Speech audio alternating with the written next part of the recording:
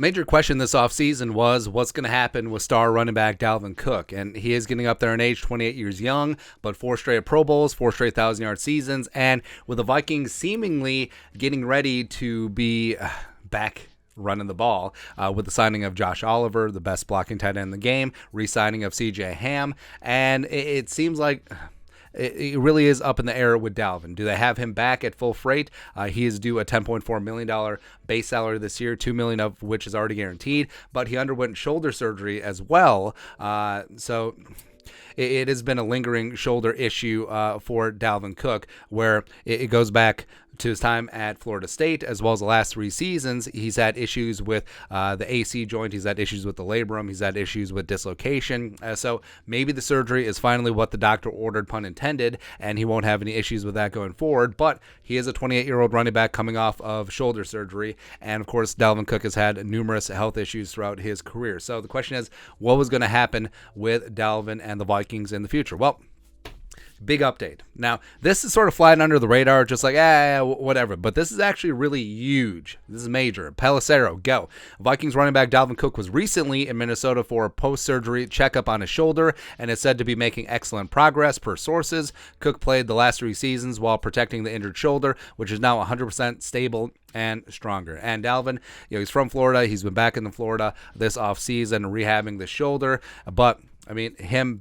being back in Minnesota at the team facility, getting this thing checked out, that is one step closer to Dalvin getting traded, where if you think about it, well, first off, you can't trade a player that can't pass a physical. You just cannot do that. But also teams are not going to trade for a player who cannot pass a physical. So it is a bit of a two-way street beyond the whole fact that you can't trade an injured player. So teams that could potentially be interested in trading for Dalvin, a la Miami before they re-signed Mostert and Jeff Wilson, or other teams around the league that may be looking to kick the tires on Dalvin Cook, a la Buffalo, even though James just took his number 4. Which is kind of funny. Obviously, they're not going to do that until they can get a good look at that shoulder, because guess what? Before they swap out picks and they put an investment in Dalvin Cook and pick up the rest of that contract, they want to know if that shoulder is going to be 100% and good to go. So this is a major step in getting things moving this offseason. And the Vikings, I think if you look at the tea leaves and connect the dots, I think it's pretty clear that the Vikings are looking to move on from Dalvin Cook. Now, they already paid out, or they already are on the hook for that $2 million guaranteed. That is what it is. But remember, if Dalvin gets traded, the new team picks up that $2 million. So the Vikings would free up around $8 million in cap, versus if they just cut him, they would free up around $6 million in salary cap. But you look at the moves. They re-signed Madison, 2-year, $7 million deal. They reportedly were in on former crooked Chicago Bears running back David Montgomery, who signed a 3-year, $18 million deal with the Lions. Now, if you're completely sold on Dalvin Cook returning in 2023, would you be interested in Montgomery? Probably not. Would you re-sign Alexander Madison on a pretty solid second contract for a running back? Probably not. Also, if you're Madison and you would have options around the league, like if you knew that Dalvin was going to be back and you were going to be number 2 yet again and just be used sparingly, would you return to Minnesota so quickly? And would you be getting that much money? Probably not. So I think behind the scenes, there was a bit of a wink nudge. It's like, hey, Alexander, hey, Madison, hey, come back here. Maybe you'll be running back 1.